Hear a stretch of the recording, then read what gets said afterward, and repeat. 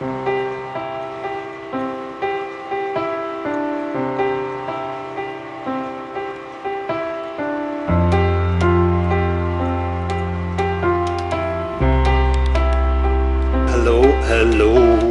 what have I got to show you today that is in focus? So I'm back to using my old Sony RX100 because I'm still struggling to get to grips filming with the Fujifilm X-T1 that I have, although I have a new lens and it's made it a lot easier. So let's see what we have today. Got this beauty. Can you see it there without that light reflecting? This is the Asus Zenpad S 8-inch. This is a really nice tablet. It's 2K screen. It has a quad-core Intel Atom processor. It also has a PowerVR GPU, not bad. This one comes with 2 GB of RAM, 32 GB of internal memory, SD card you can put in. There is another one available that is 4 GB of RAM and 64 GB of internal memory, and I'm seriously thinking about buying it because I saw it on souk.com. It was only 700 reals. So this is the lower specification one. I'm not sure. I read in other reviews that the higher spec had a USB-C, but I don't know if you can see here. This is micro USB, and 5 and 8 megapixel cameras.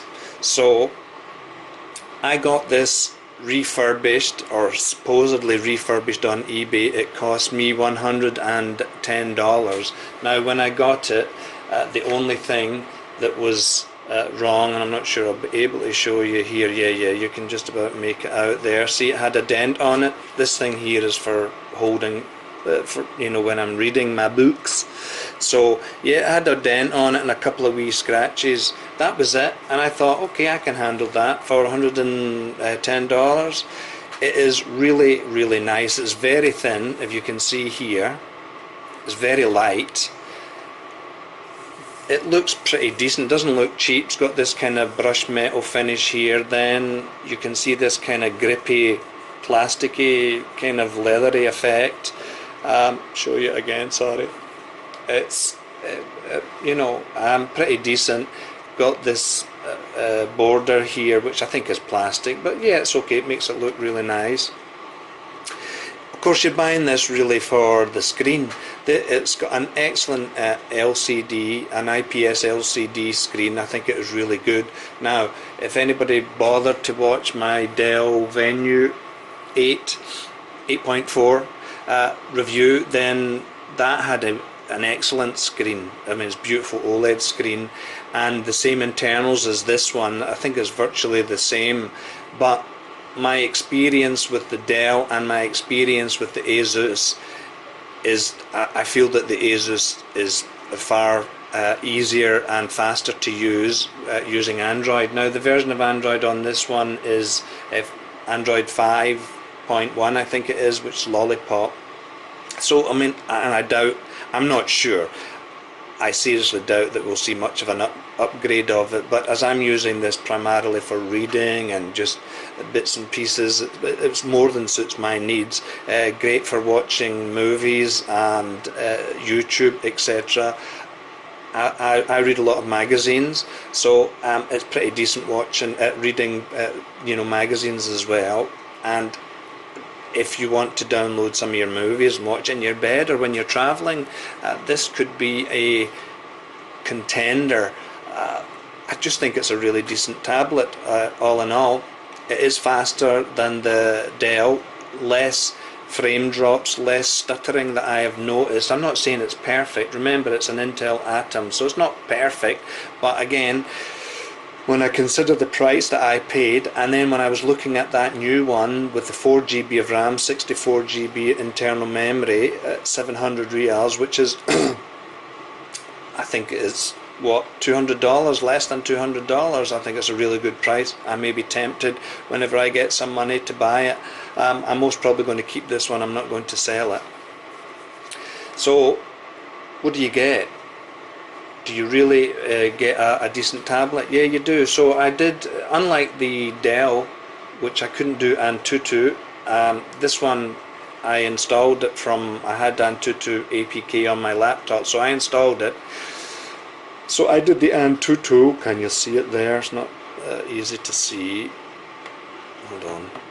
Anyway, that reflection. Okay, so 45,500 on Antutu. That's not bad.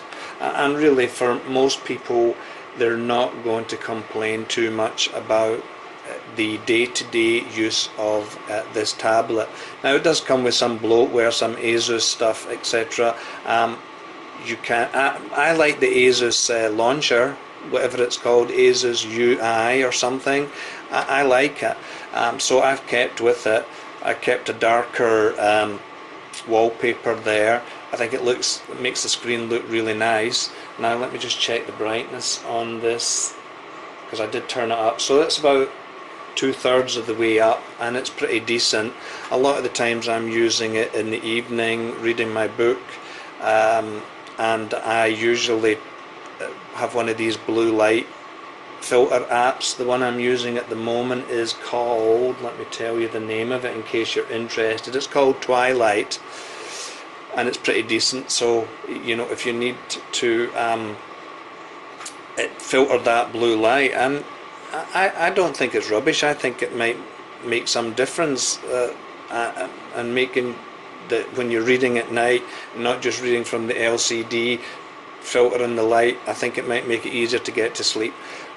That's what they say anyway, and I think I notice a difference for myself. So that's what I'm using. For reading, I'll just give you my opinion, and whether you agree or not, I don't know. But PDFs, I've tried many PDF readers, and I'm always coming back to the Adobe Acrobat. That's one I'm always using. So when I'm PDFing for books, the Adobe Acrobat I find easier when you're using reading mode and having that text reflow, you know, so that you can increase the font size, etc. So I'm always coming back to it, even though I've tried paid and free PDF readers. For books, I go between Moon Plus Reader and Aldico app. Both of them are free, and they're basically using for EPUB or MOBI files, and I read quite a lot, so I'm really jumping between them two. These are the kind of my favorites at the moment. And I would just share with you my VPN, because we are now, for certain activities we need a VPN. So I'm using, it's called, let me get the name of it correct so that I'm not talking crap to you. It's called, where is it? VPN, here it is here. I don't know if you can see it. Oh. VPN Secure. And I got a lifetime subscription for $36, and it works really well. I use it a lot for the BBC iPlayer app, etc. So yeah, if you're looking for a VPN and a cheap one, it's definitely worth considering.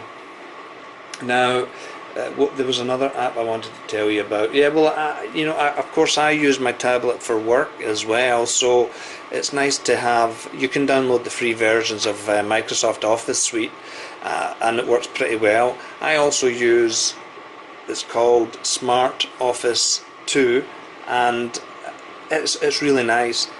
I like it, but the Android version is not as good as the iPad or the iOS version. I think the Smart Office iOS one is a lot better. So what can you do? I'm stuck with the Android tablet, and I ain't going back to Apple. No way, ain't doing it. So the other one I wanted to share with you was, well, which are you using for your torrents?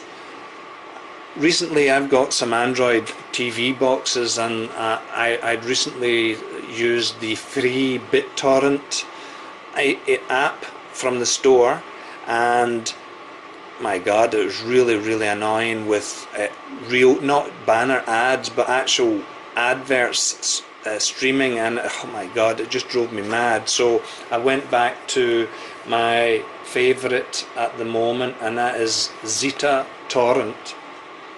I find it really good, and it's got a banner ad here, but it doesn't seem to have any really annoying ads. The other one I use on my Android box is called Flood, F-L-U-D.